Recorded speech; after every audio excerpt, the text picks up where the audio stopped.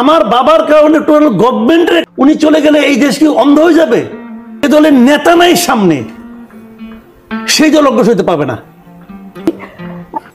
আপনি যে বিষয়টি নিয়ে প্রথম জানতে চাই সেটি হচ্ছে যে অন্তর্বর্তী সরকারকে নিয়ে আপনার সাম্প্রতিক যে বক্তব্যগুলো, যে টক শোয়ে আপনি কথা বলেন বা আপনার নিজস্ব যে ইউটিউব চ্যানেলে আপনি কথা বলেন, সেগুলো যদি আমরা দেখি মনে হয় যে সরকারকে নিয়ে আপনি যেন একটু বেশি ক্রিটিক্যাল। সম্প্রতি একজন উপদেষ্টার বাবার যে ঠিকাদারির লাইসেন্স নিয়ে যে ঘটনাটি ঘটলো এবং তারপরে তিনি সেটা নিয়ে দুঃখ প্রকাশ করলেন, সেই বিষয়টি নিয়েও আপনি প্রচণ্ড রকমের ভোকাল ছিলেন এবং আপনি বলেছেন যে এটি সে দুর্নীতি করেছে এবং এই অভিযোগ সে যদি ক্ষমা চেয়েও থাকে তারপরেও সেটি আপনার কাছে যথেষ্ট মনে হয়নি। আমি যদি একটু আপনার কাছে জানতে চাই যে এইরকম অভিযোগ যদি দলীয় কোনো সরকারের সময় উঠতো তাহলে আপনার কি মনে হয় যে কি হতো? তিনি তো ক্ষমা চেয়েছেন, এই বিষয়টি যদি দলীয় কোনো সরকারের বেলায় হতো? শুনেন, দুর্নীতির কোনো কম্পারেটিভ স্টাডি হয় না। যে আমি মনে করেন এই কাপের মধ্যে একটু গোমূত্র দিয়েছি, 1 ফোঁটা দিয়েছি নাকি 10 ফোঁটা দিয়েছি, এতে কিছু যায় আসে না, এটা নাপাক হয়ে গেছে ভাই। কাজে এটা কোনো কম্পারেটিভ স্টাডি হয় না। আপনি দুর্নীতি করেছেন কি করেন নাই, এটা হলো ইস্যু এখানে। এবং যখন একটা দায়িত্বপূর্ণ পদে থেকে কেউ দুর্নীতি করে, সেটাই হলো ইস্যু, সেটাই ইস্যু, আর কোনো ইস্যু নাই। এখন আমি করিনি, আমার বাবা করেছে, বাবার হয়ে আমি ক্ষমা চাই, এটা পৃথিবীর কোথাও গ্রহণযোগ্য নয়, আল্লাহর কাছে গ্রহণযোগ্য না। আল্লাহর কাছে যদি আমি বলি যে আমার বাবার যে অপরাধ করেছে সেই অপরাধটা আমি মাপ চাচ্ছি, আমার উসিলা হয়ে ওনাকে মাফ করে দাও, দিবেন না আল্লাহ? জি, কিন্তু কনফ্লিক্ট অফ ইন্টারেস্টের যে কথাটা, না সেই জিনিসটা আমি বলছি যদি মেয়র যখন আমাদের এই শহরের মেয়রই তো তার মেয়েকে চিফ ইট অফিসার হিসেবে নিয়োগ দিয়েছিলেন, তখনও তো একটা কনফ্লিক্ট অফ ইন্টারেস্টের ব্যাপার এসেছে। ধরা যাক ওইটার চেয়ে খারাপ আর কিছু হয় নাই, ধরা যাক ওইটার আমি ধরে নিচ্ছি হাইপোথেটিক্যালি যে ওর চেয়ে খারাপ আর কিছু হয় নাই, এখন ওই খারাপটা কি এই খারাপটাকে জাস্টিফাই করবে? আমার সিম্পল এই কথা, আগে অনেক খারাপ হয়েছে, আরে ভাই এই জন্যই তো ওই সরকারকে আমরা রাখি নাই, এখন ওর চেয়ে আমি অর্ধেক খারাপ করব, অতএব আপনারা আমাকে ধন্যবাদ দেন, এটা লজিক না। এবং এই জন্যই তো আপনি, আর একটা কথা বলি, আপনি উপদেষ্টা হয়েছেন, অর্থটা কি?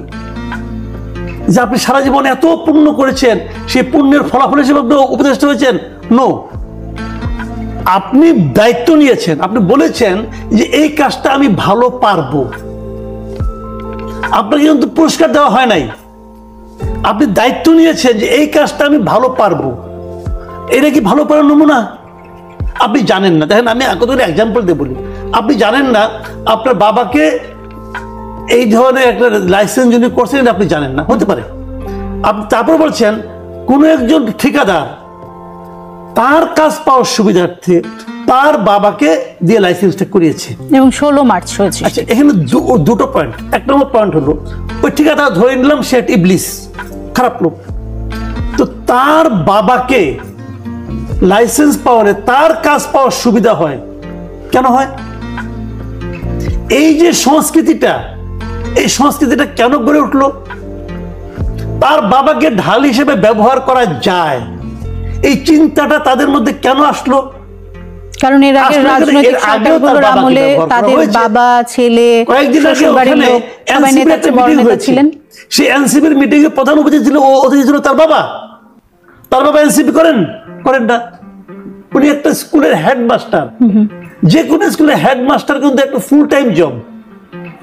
একজন হেডমাস্টার এনসিপির মিটিং এ প্রধান অতিথি হয় কিভাবে? আচ্ছা হলো, উনি তো এনসিপি করেন না, উনি কয়েকদিন আগে বলছেন যে উনি যে রাজনীতিতে এখন আসবেন না, যদি আসেন তাহলে এনসিপিতে আসবেন, তার কোনো গ্যারান্টিও কিন্তু নাই, উনি বিএনপিতে যেতে পারেন। অনেক রকম ইকুয়েশন এখানে আসছে। তাহলে ওনার বাবা এনসিপিতে আসলো কেন? আচ্ছা উনি কেন আসতে যায় না, তাকে এনসিপি আনলো কেন? কথা বলে খেয়াল করেন, কারণ হলো ওনার বাবা যদি সজীব ভুঁইয়া না হইয়া, ওনার পুত্র সজীব ভুঁইয়া না হইয়া, এলজিডি মিনিস্ট্রির দায়িত্বপ্রাপ্ত উপদেষ্টা না হইয়া উনি যদি পাবলিক হতেন এবং এনসিপিতে না থাকতেন, তাহলে কি আনতো না?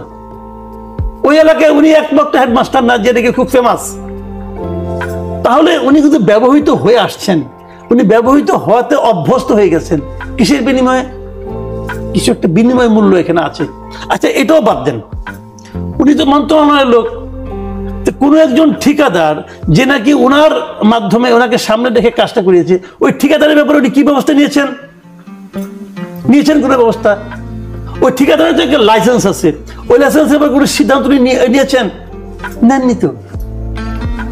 তো এই যে বিষয়গুলো রে ভাই, এগুলো এমনি এমনি আসে না। আমার কথা হলো কি, দেখেন আমরা একদল দুষ্ট করাপ্ট দুর্গন্ধযুক্ত লোককে সরিয়ে দিয়েছি রাষ্ট্র ক্ষমতা থেকে। তার পরিবর্তে আমরা এমন লোককে চাচ্ছি যারা উদাহরণ তৈরি করবে, যে দেখো ক্ষমতায় গেলে কি করতে হয়। ওনারা উদাহরণ তৈরি করতেছেন, সেই উদাহরণ দেখে মানুষ এখন কম্পেয়ার করতেছে যে 9 মাস বেশি নাকি 16 বছর বেশি। এই যে কম্পারিজনটা, এটা আমাদেরকে হতাশ করে। মেবি কম্পারিজন ভুল হতে পারে, কিন্তু আমি কিন্তু মাপছি না, কিন্তু মানুষের মুখে তো উচ্চারিত হচ্ছে। আর আমার মানে আমি বেশি ক্রিটিক্যাল কম আর বেশি পার্থক্যটা কি রে ভাই? আপনি বেশি আর কম মাপবেন কি দিয়ে মাপবেন? আমি তো আওয়ামী লীগের গভর্নমেন্ট দিনে একই আলোচনা করতাম, আপনার কাছে অনেক অনুষ্ঠান আমি করছি, তখনও করছি। আমার কথা হলো, আমি সরকারি দলে যে থাকবে তার বেশি আমি সমালোচনা করবো। কি কারণে করবো? তারা আমার শত্রু না, আমি করবো এই কারণে যে তাদের কাছে আমার প্রত্যাশা। ধরেন আজকে চালের দাম বাড়লো, আমার তো বিএনপিকে সমালোচনা করার কিছু নাই, আমার তো এনসিপিকে সমালোচনা করার কিছু নাই, আমার জামাতে ইসলামকে সমালোচনা করার কিছু নাই। আমি সমালোচনা করবো গভর্নমেন্টের যিনি দায়িত্বে আছেন তাদেরকে, কারণ এই দায়িত্বটা আমরা তাদেরকে দিয়েছি। আপনি যদি না পারেন, আসসালামু আলাইকুম, চলে যান। আপনি যাবেনও না, পারবেনও না, করবেনও না, আবার বললে পরে মন খারাপ করবেন। ভাই এত অভিমানী লোক তোমার দরকার নাই। মাসুদ কামাল, কিন্তু ক্ষমা চাওয়ার সংস্কৃতিও কি বাংলাদেশে খুব বেশি চালু ছিল? ভাইরে ক্ষমা চাওয়ার সংস্কৃতি আমি করবোটা কি? আবার ঘরের মধ্যে আগুন ধরে আপনি করেন সরি, কোথাও তো শুরু হতো। আমি তো সরি চাই না, আমি আগুন যাতে না ধরে ওইটা চাই। আপনি আগুন ধরে সরি করেন, আমার আগুন নিববে, আমার জ্বালা কমবে না তো। আমার কথা হলো কি, আপনি প্রিভেন্টিভ মেজার কি দিচ্ছেন সেটা বলেন, আপনি কাজটা কি করতে পারছেন। ওনার সরি কোনটা ছিল জানেন? একটা মিনিস্টারের সরি কোনটা? যখন সে রিজাইন করে, সে বলবে যে আমার ভুলের কারণে, আমার বাবার ভুলের কারণে সরকারের একটা বদনাম হয়েছে। আপনি আসিফ মাহমুদ সজীব ভুঁইয়াকে আপনি সিঙ্গেল আউট করেন না, কিন্তু আপনি টোটাল গভর্নমেন্টকে বলেন আমার বাবার কারণে টোটাল গভর্নমেন্টের একটা সমালোচনা হয়েছে, আমার এখানে থাকার আর কোনো নৈতিক অধিকার নাই। উনি চলে গেলে এই দেশ কি অন্ধ হয়ে যাবে? উনি চলে গেলে কি এলজিআইডি মিনিস্ট্রি অন্ধ হয়ে যাবে? দেশ চলবে। তো উনি যখন সরে যাবেন, ওইটা হবে এক্সাম্পল, ক্ষমা চাওয়াটা এক্সাম্পল না। এসেছে যে সংস্কার বিমুখ মনোভাব যদি জয়ী হয়, তাহলে জাতির দুর্ভাগ্যের ইতিহাসে নতুন পালক যুক্ত হবে, যেমনটি ঘটেছিল মুক্তিযুদ্ধের পর জাসদের ব্যর্থতায় এবং 1990-এর পর 3 জোটের রূপরেখা বাস্তবায়নে তৎকালীন রাজনৈতিক দলগুলোর ব্যর্থতায়। আচ্ছা, আমি দুটো বিষয় নিয়ে কথা বলতে চাই। এই যে চাঁদাবাজি ব্যাপারটা না, এটা আমি বলি আপনাকে, এটা বেসিক্যালি সারা দেশে একটা বিরাজনীতিকরণের খুব মাস্টার প্ল্যান। এটা যে কথাটা রুমিন ফারহানা বললেন, যে চাঁদাবাজদের ধরার দায়িত্ব হলো প্রশাসনের। প্রশাসন কিন্তু এ পর্যন্ত শুনেছেন যে চাঁদাবাজির অভিযোগে প্রশাসন কোথাও কাউকে ধরেছে? ধরেনি। চাঁদাবাজি যেটা হচ্ছে, এটার কারণে বদনাম হচ্ছে কার? ম্যাক্সিমাম বদনাম হচ্ছে বিএনপির। বিএনপি কি বোঝে না বদনাম হচ্ছে? এর কারণে ভোট যদি কারো কমে, কার কমছে? বিএনপির কমছে। বিএনপি কি এটাও বোঝে না তার ভোট কমছে? এই ক্ষেত্রে সবচেয়ে বেশি বহিষ্কার কে করেছে? বিএনপি করেছে। বাংলাদেশের ইতিহাসে এর আগে কখন দেখেছেন যে এত লোককে কোনো একটা পলিটিক্যাল পার্টি তার নিজের দলের লোককে বহিষ্কার করে? উনি বললেন 3000-এর বেশি। আমার একটা হিসাব আছে, আপনার প্রথম 6 দিনে বহিষ্কার করা হয়েছে 627 জনকে, 5 তারিখ থেকে 11 তারিখ পর্যন্ত। এত যে বহিষ্কার কেন? বিএনপির ব্যাপারে ওয়াকিবহাল, তারা চাচ্ছে, পাচ্ছে না। বিএনপি প্রথম একমাত্র রাজনৈতিক দল যারা নাকি চাঁদাবাজির কারণে তার দলের লোককে পুলিশে ধরাই দিছে তো, তারপরে পুলিশ ধরে না কেন?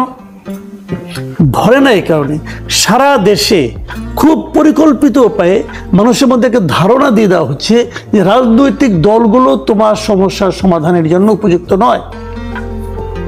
তোমরা বিএনপি, আওয়ামী লীগ দেখেছো, বিএনপি দেখেছো, পলিটিক্যাল পার্টিগুলো পারবে না, এবং নন পলিটিক্যাল একটা গভর্নমেন্টকে থাকতে হবে যেটা নাকি ডক্টর ইউনূস লিড করবেন, এই ধরনের একটা ইঙ্গিত ছিল। এবং এই জন্যই এই যে আরো 5 বছর চাই, আজীবন চাই, এগুলো কিন্তু খুব পরিকল্পিতভাবে মানুষকে গেলানো হচ্ছে।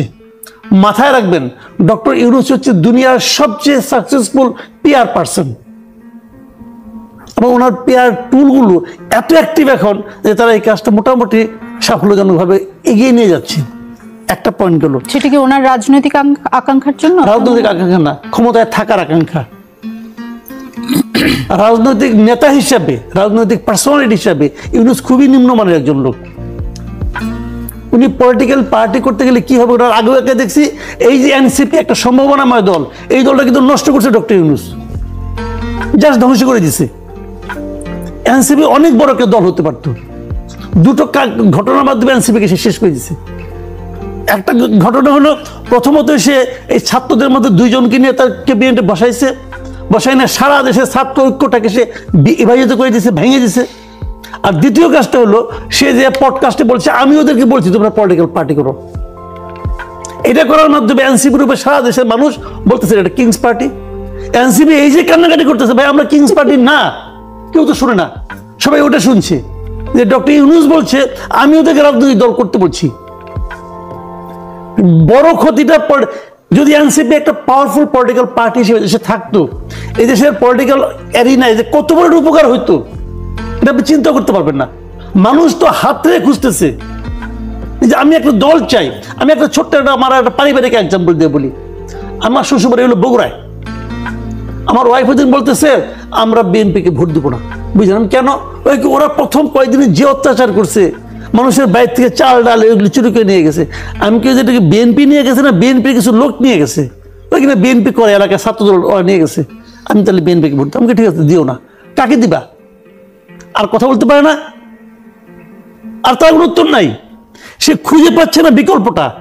সেই বিকল্পটা এনসিপি হতে পারতো। একসময় বিকল্প ছিল না, আমি বলি আপনাকে শুনেন, সেই বিকল্পটা এনসিপি হতে পারতো, কিন্তু সেটা এনসিপি নাম নিচ্ছে না। এই বিরাট সুযোগটা এনসিপি যাতে নিতে না পারে, এই আকামটাও ডক্টর ইউনূস করছে। এই আকামটা উনি করছেন। আমি এই প্রসঙ্গে লম্বা আলাপ হলে পরে আপনি বিএনপির কোনো দোষ দেখছেন না, তাহলে আপনার যে একসময় একটা ন্যারেটিভ ছিল যে বিএনপি একটা কোমর ভাঙা দল, তাহলে সেই ন্যারেটিভ না আমি বিএনপিকে দোষ দিচ্ছি না, এটা আপনি কি বললো? না, আপনি বলছেন যে বিএনপি যেভাবে ব্যবস্থা নিয়েছে এরকম করে কোনো রাজনৈতিক দল ব্যবস্থা নেই। সত্য, কিন্তু এছাড়া কি বিএনপি আর কিছু করার ছিল না? ওই প্রস্তাব আমরা করেন নাই। আমি ওটা বলি বিএনপির অনেক কিছু করার ছিল, বিএনপি তো একে আমরা করে না। কিভাবে করা হচ্ছে সেটাও বলি। তাহলে ওই দ্বিতীয় প্রশ্নের প্রতি যাওয়ার সময় হবে কিনা আমি জানি না। আর সময় হবে না, হবে না। তোমার এটাই ওই দ্বিতীয় প্রশ্ন বাদ থাক, এটাই বলি বিএনপি কি করতে পারতো। বিএনপির প্রধান ব্লান্ডারটা হলো বিএনপির মহান নেতা তারেক রহমানের বিদেশে বসে থাকা। যে দলের নেতা নাই সামনে, সেই দল অগ্রসর হতে পারবে না। এটা রিয়েলিটি, এটা একদম। এই দেশে বিএনপির নেতা কর্মীরা উন্মুখ হয়ে বসে আছে, কবে তার নেতা আসবে। 9 মাস হয়ে গেছে উনি দেশে আসেন না। কেন আসেন না? একটা ব্যাখ্যা আমাকে দেন। বসে আছে ব্যারিস্টার, বলুক একটা ব্যাখ্যা, কেন সেটা আসবেন না? উনি যদি এই দেশটাকে, এই দেশের মানুষ, এই দেশে ওনার ব্যাপক জনপ্রিয়তা আছে, তারপরে যদি এই দেশটাকে নিরাপদ মনে না করবেন, আর কবে মনে করবেন? উনি ইলেকশনের সময় আসবেন না, তখন তো আরো প্রতিদ্বন্দ্বিতা থাকবে, তখন কে বাসবেন? একটা কারণ। সেকেন্ড কারণ হলো ওখানে থাইকা উনি করতে পারতেন।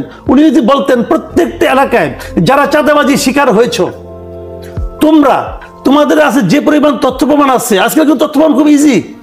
আপনি আমার কি করলেন, 2 দিন পরে কিন্তু আমার রেকর্ডে এসে যাচ্ছে, আমি অন করে রাখলে হয় খালি। তো সেই জিনিসগুলো আমাকে তোমরা পাঠাও মেইলে, এবং সেই মেইলগুলো নিয়ে শেষ পরে আমি এটা সবাইকে বলি তোমার মেইলে পাঠাও। সকল চাঁদাবাজের মধ্যে একটা আতঙ্ক তৈরি হবে 20 সেকেন্ড যে আমার তো পাঠাবে, কিন্তু এটা হচ্ছে না কোনো আতঙ্ক। তারা জানে আজকে এই বিএনপির মধ্যে 10-12 গ্রুপ আছে, তারা জানে এই ভাই আমাকে বাঁচাবে, অমুক ভাই আমাকে রক্ষা করবে, তারা সব জানে। এই জানে নিয়ে তারা আগাম সমান করতেছে, ওনারা কিছু শেয়ার দিচ্ছে।